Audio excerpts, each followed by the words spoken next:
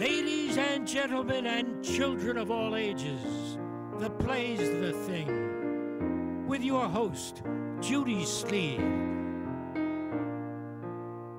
Special guest, Robert Anthony, world-famed actor and producer. Now here's Judy. Oh, this is fabulous, fabulous. How do you like the way Lee introduces me? Here is Judy. Well, you know, judging from your beautiful sequined top there, you couldn't have anything less. I agree with you. Yeah. I'm chatting with my old friend, Robert Anthony, and I'm so happy he came back because our first show was very successful. Oh, was it? Well, you just told me you got a lot of residuals. Yeah, we did. I'm still getting paid for that, yes. Yes. Yeah. It is, a lot have changed. It's been like you were one of my first guests. Well, I think we've gotten about 10 years older. I think that's, it must have been at least 10 years ago, wasn't it? Maybe 6. 6? Yes. Yeah. Yeah, well, a little change, And the set wasn't as glamorous as this. No, it wasn't. Yeah. And that's why I have all this glamour on, so you're not going to look at my wrinkles. Yeah, you look terrific. Me too. Well, I have to tell you that you're talking about who's watching. I was visiting a friend in the Southampton hospital. This was like after we did the show. Right. And he was, you know, flipping the channels, and he saw you and me. It came on. Are you serious? And he says, oh, and he was really watching. He says, who's that? That's a very intelligent man. Oh, did you voice me over? Is that what happened? Well, no, I send the tapes to different TV, like different companies, like different, what do you call that? Yeah. Like in Riverhead, there is a public access. Oh, right, okay. Yeah, like yes. LIV and stuff like that, yeah. And then Manhattan, you could see it also once a week. I didn't realize it went that far. Well, no, I have to take it there. Oh, okay. I have to think, so I'm doing all these things, but it was interesting that, you know, people really are watching it, and then they're commenting, and it happened more than once. Somebody stopped me in the supermarket. Well, you know, it reminded me of, I forgot how long ago it was, maybe about the same amount of time, but I was involved with a group called the East End Special Players. Yes. You know, that group of learning disabled adults, and we did plays. And I'd always wanted to do something on television. We had never done a play on television before. You know, it had always been, you know, in high schools or churches or, you know, theaters. One of them. Mm-hmm. So I approached Billy Jett, at that time was here. Yes. And we got it together, and we actually did it here in, I guess it's, studio number 1 is the big space.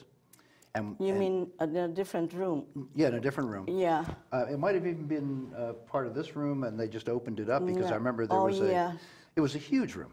And we put bleachers, and we sold out. I mean, more people than we had ever imagined.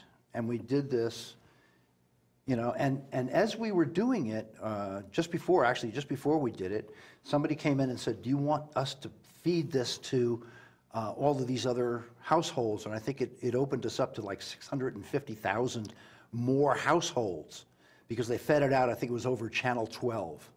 Oh. At the same time. And I said, sure. And they just flipped a couple of switches, and before you knew it, here we were, you know, doing this play that was we thought was going to be intimate and just for the East Hampton area, and all of a sudden we were, you know, I don't think we went into New York City, but, you know, we went into all these other households that we didn't expect to be in, you know. So you just reminded me of that. That was a great thing you did. I remember seeing it, and it was wonderful. For 7 years I was with them. It was just a great, you know, and they're still going strong. You gave it to somebody else? Well, I actually was sitting on the board of directors for a while, and then they made me the chairman of the board of directors, and I did that for 7 years. And then I thought it was time to, you know, to pass it on, you know. Yeah. There was just so much I could do. And, well, you are into, so you remember that you did something else in this space, a play. I did something else. I did another play in which space? Yes. Oh, your play. How could I forget that? It's hard to remember because it looks so different. Yeah, you got so many people for that. I mean, it was a huge cast, as I recall. Yes. And you even got Dan Rotiner to do a small part, as I remember. Yeah. You're right. That was fun, wasn't it? Yeah, that was a lot of fun. I can't remember what it was about, but it was a lot. That's okay. It's one of those forgettable things. I think it didn't fun. have a message. It was just fun. It was fun. Yeah. I remember that. And then you repeated it at Guildhall. Oh my God! You have a better memory than I do. Mine Well, is it's so my baby. Yeah. You don't remember? And then you that? were going to do a film, as I recall. You asked me something about a film at one point. Yeah, I'm very creative, but You are? I don't. I have a lot of things in the fire, but not Okay, enough. well, I'll sit here and interview you. Okay. That's what my son did. Yeah. So you are also a volunteer fireman. I'm in and the Springs Fire Department. I used to be an EMT, but I'm not an EMT anymore. I'm just still with Emergency Medical Services. so if somebody gets ill anywhere, you could just Well, go like, there and... for instance, this week I'm on squad. We have some different squads, which means that between 10 o'clock at night and 6 o'clock in the morning, if anything happens, I go, along with 2 or 3 other people who are on my squad as well. Yeah. And I hear that you are doing some things on with the computer. How did you ever master that? Well, years ago, Sandy Friedman, do you remember Sandy? Okay, No. Sandy was involved in theater here years ago at Guildhall.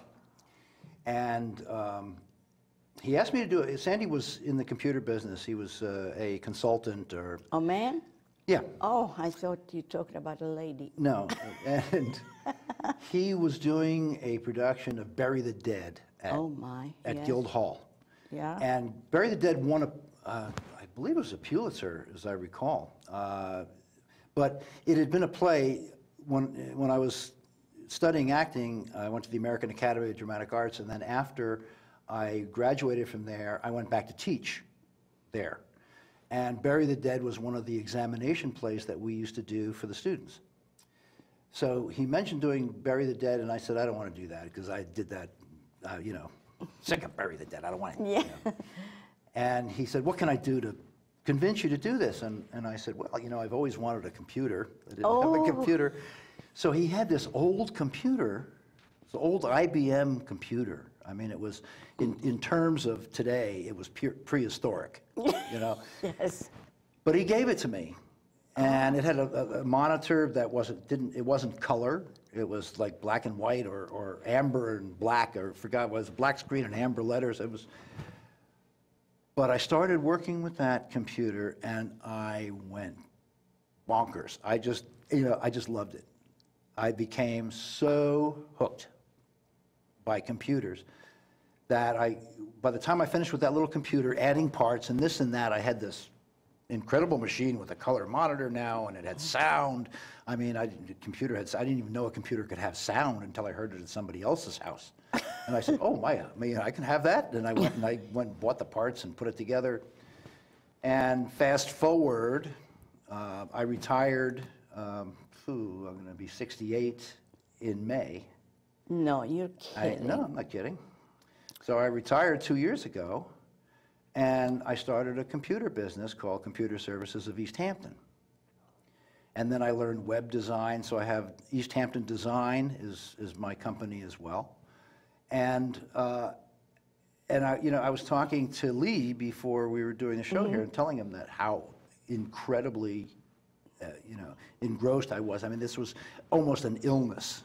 I mean, I get up, I used to get up really early in the morning. I get up at 4 o'clock in the morning, and I have an office that I built out of the garage in back of my house, and I was just telling Lee, it takes me, if there's no traffic, about 7 seconds to get to my office from the house, right? If there's no traffic.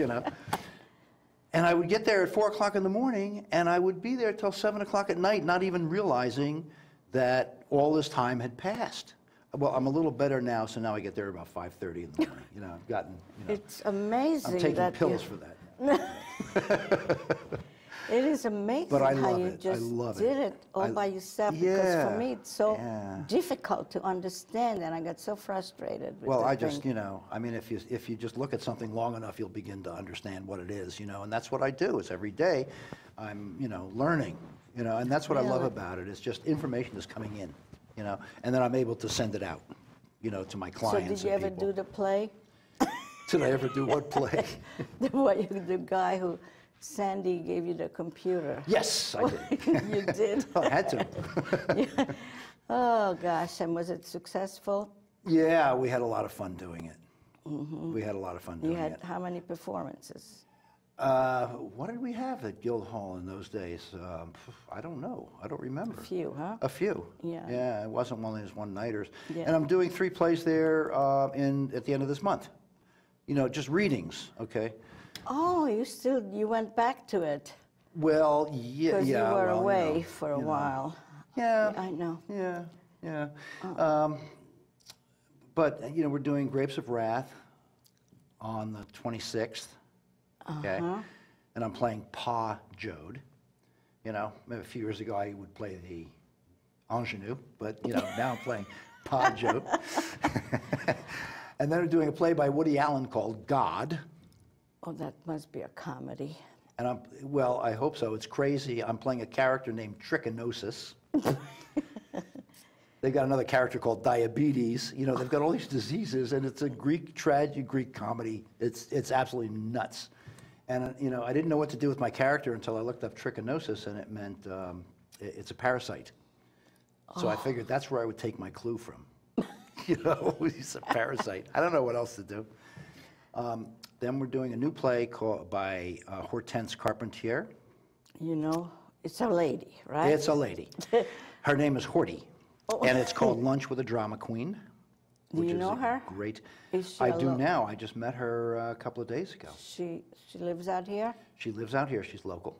Oh. Her husband, Philip, is an artist. And Horty wrote this play, and I was reading it the other night, and it's excellent. It's a 3-character play, and I have a small part in it. You know, I'm playing a 60-year-old gentleman. I'm so glad you went back in there, because I know while you were involved with this computer, you stayed away from the stage. That's all I had time to do. Yeah. You know? I mean, I used to do a lot of plays in Quag, you know, at the West Hampton Beach Performing Arts Center. That's the 2 different theaters, Quag. Well, the Quag, well, yeah, they were renovating their theater, so they would do the productions at the West Hampton Beach Performing Arts Center. Oh, because I go to Quag quite often. For the theater? Yes. Yeah. Great company. Great company. I just can't make Honeywell. the trip. Sarah Honeywell, yeah. Yes, she does a good job. She does a great job. She does a great job. And I believe Jimmy, her husband, is going to be in one of these plays that I'm doing. I think he's going to be in Grapes of Wrath. Here in Guildhall? Yeah, Jimmy Ewing. Yeah. Oh, yeah? Yeah. Yeah, I'm not sure of the times yet. I haven't gotten schedules for these things. But the 2 on the 25th are part of the marathon. Yes. And they're just doing play after play after play after play. So it should be fun. Well, do you know that we were one of the first ones to do play at the Naked Stage? Who was? We did my play with you in it. Oh, it was? Yeah, that was at the very early stages, and now they are really expanded, and it's you know, Josh Pearl, who became the, it was his idea. Doing a great job, yeah. Now he got a grant, and then he wants to pay the actors. Oh, lovely. Yeah. Money is good. Yeah. Yes, he didn't say how much, but it was just tremendous. Well, I'm working on a new play, and hopefully next season I could do it there as I don't know, as a play or a reading, whatever. Okay. Maybe I'll let you in on it. Unless maybe I'll take a look at it. Well, you have to take a look, because the main character is like a 18-year-old boy. So why aren't you writing plays for me? Okay, I'll keep that in mind. I mean, what good is there knowing a playwright unless they're going to write plays for you? You know? That's true. That's true. Well, what will you give me? Here we go. I'm just kidding. So is there anything else that you're doing? I see you have some notes here. Well, no. What these were, if you asked me what these plays were about, I had to actually read this stuff, you know, but you didn't ask me, so I'm not going to have to do this, you know.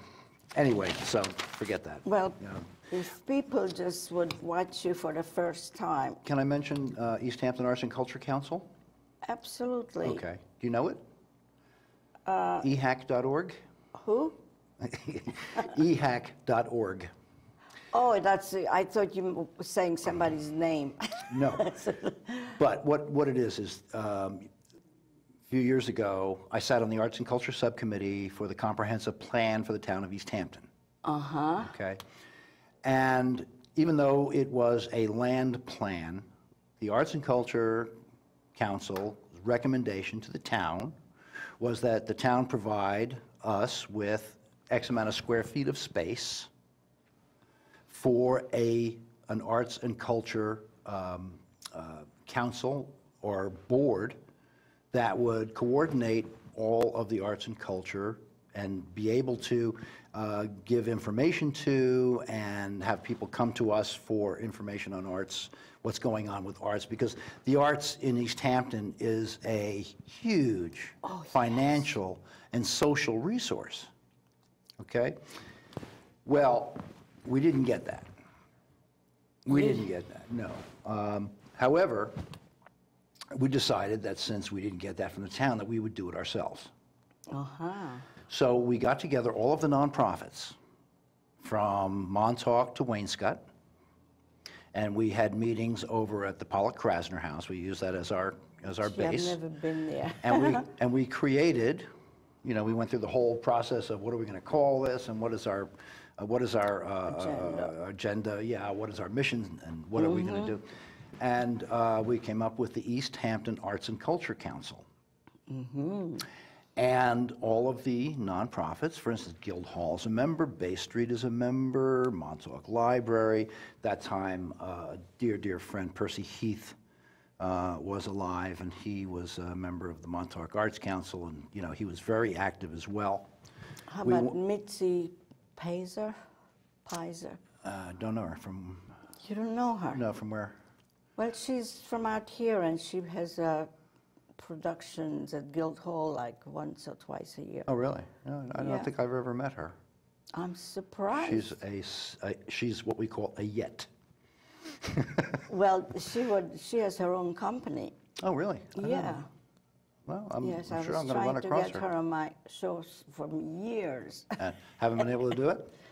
No, because she's afraid that I'll ask her something and she won't remember the names of people. But anyway, I just mentioned because I thought you would know. No. So anyway, we have a website, and it's ehacc.org, ehac.org, and we list schedules for the nonprofits in the town. So the PR people all send me stuff. They email me what's going on, and then I put it on the website. Oh, on the website. Yeah, yeah. And we're planning on producing a definitive arts and culture guide to the town of East Hampton for the summer, so that all of the nonprofits will send us all their information about what's going on with their, you know, with pictures and schedules and whatever, and we'll put it in a guide, we'll publish it. That's our plan. You will publish it, not on the web. We'll publish it, and no, it'll be a handout, you know. On paper. We'll have it, on paper. You'll be able to carry it. It'll be, you know, one of these about this wide, about that high. You can put it in your pocket or in your purse or something like that. And when you want to know what's going on, you just open it and find where you want to go tonight. Yeah, you make things happen. You know how to do it. No wonder my friend said that you were very intelligent. Oh, you really? Are. Oh, please. Yeah, thank you. Thank you. So, I don't know if people have watched our first show, just to let people know that are you from East Hampton, or are you from the Hamptons, or? I was born in Newark, New Jersey. New Jersey. And I grew up in South Orange, New Jersey. You're New And when I was Jerseyite. 14, we moved to Livingston, New Jersey. Graduated from high school, went to Boston University. And majored in? Majored in fraternity. Had a lot of fun. In fraternity? Fraternities. Well, it was supposed to be business, but I didn't graduate. I spent 2 years there. Oh, And then I came to New York because I wanted to become an actor. Uh-huh. And I came to New York, I guess it was in 1961. I was in New York for a couple of years, and I ended up at the New York Shakespeare Festival. And I was in a production of Othello there with James Earl Jones. And then went into the Army, spent 2 years there, and then came back and went right back into theater and, you know, kept going up. And I was very, very fortunate. I had a great career. Did several Broadway shows. I did a lot of off-Broadway shows. I went to England, worked in England. Wow. Then I flew to Czechoslovakia and did a film in Czechoslovakia called Slaughterhouse-Five, Kurt Vonnegut. Had a baby in England, baby girl named Kate. And she's in California right now. She's in Los Angeles, and she's got a recurring role on Grey's Anatomy there. Oh, really? Plus, she's got a full-time role as a mommy, because I got a grandson who's going to be 4 years old in July. Oh. And I got a son-in-law with a great job. He's a voice actor in L.A., and he's doing really, really well. And had her. We came back to the States, and I just continued on. And I guess it was about 1989 I left the business full-time. Yeah. And I moved out here and was building houses for a while. Really? Why not? And that's the story. That's how I got here. And I just loved it. That's a story by itself. Yeah. Well, I loved it. I moved. I came out to Southampton. I lived in Southampton first. And I said, my God, I said, this whole place is filled with people like me. They're all under their cars, you know, fixing their cars. So I bought a used, it was a Jeep CJ7. And you learned how to fix it. And I said, this is great, you know. I mean, it doesn't get any better than this. You know, I loved it. I loved it, and I still do. So you're a man of And I like giving back to the community. You know, that's part of a lot of what I am. And have you written anything yourself? I wrote a musical called Living at the Raccoon Lodge that was produced in New York off-Broadway in 1987. And I, in the process of writing a novel called The Bridge Walkers. It's a fantasy. And I think that's it. That's all I've written. That's all you do? That's all I've done. All you know, there's just not enough hours in the day. I just get tired. You know, I mean, I go to sleep at about 9:30 at night. Really? Yeah, because I wake up at 4:30. Oh, that's why. Yeah. Yes. Yeah. And I just go till I pass out, and that's it. how does that work out in your household, that you keep these hours? In my household, well, I share a house with a wonderful writer and editor named Katie Gurley. I didn't know she was a writer. She is. She's a fabulous writer. Yeah, what does she write? Fabulous. Words. She was writing for the Southampton Press. She was a feature writer for them. And she's written for Dan's and, you know, a lot of local stuff. A lot of local stuff. And now she's branching out, you know, going to be freelance. I think because the internet brings opportunities. Oh, you yes, know. if you know how to do it. You don't have to work locally. Do you know what I mean? Yes, and it's, yes. So she's working that aspect right now. Yeah, but she's truly a, you know, very gifted writer. And a great cook. And a great cook.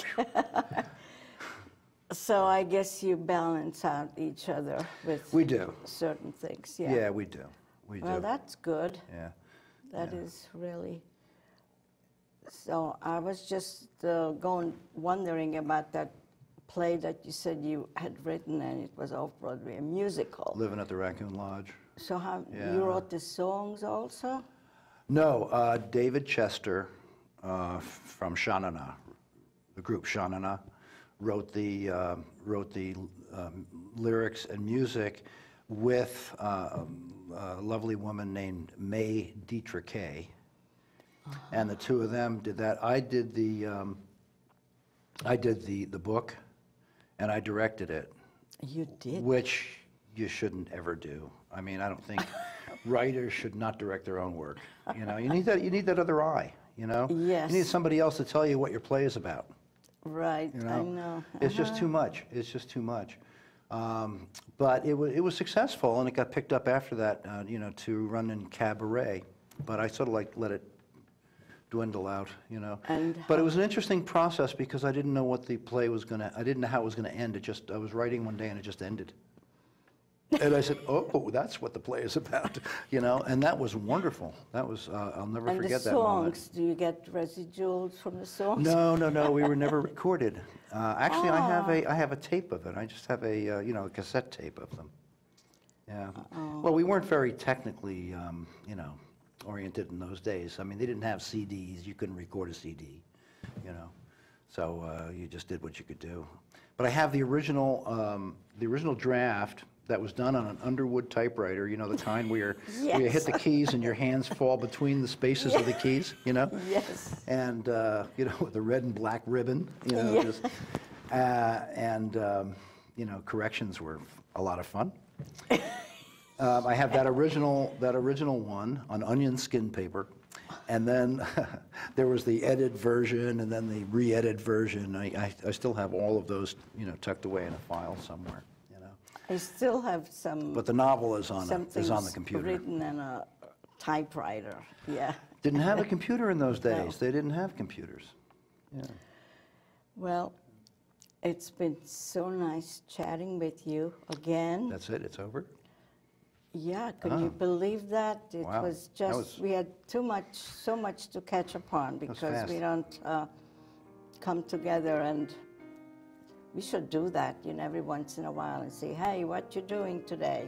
Yeah. Or I mean, what you're doing with your life. And yeah. I'm just amazed at all the things that you do. Yeah. And you not only you do a lot of things, but you are good at it. Oh, thank you. Thank you. So, and it's always good to see you, Judy. It was nice to spend time with you, you know, and I'm just so happy that you're still doing this. Are you? Yes, yes. And look, they must love you because this is such an opulent set. Yes, they did it especially for me. Yeah, I believe it. It's beautiful. Yes. So goodbye, everybody. See you next time Bye-bye. when you tune in. And I have very interesting, it is true that people like my shows. Yeah. Everybody who looks at it, I don't know how many people do, but I'm they so say glad you you have asked a me good back. show. You have a good show. I do. And thank you for asking me back. And please write another play. I'm in the process. For a 60-year-old. Oh, but for a 60-year, but you're not a 60-year-old. You're just a little older because they said.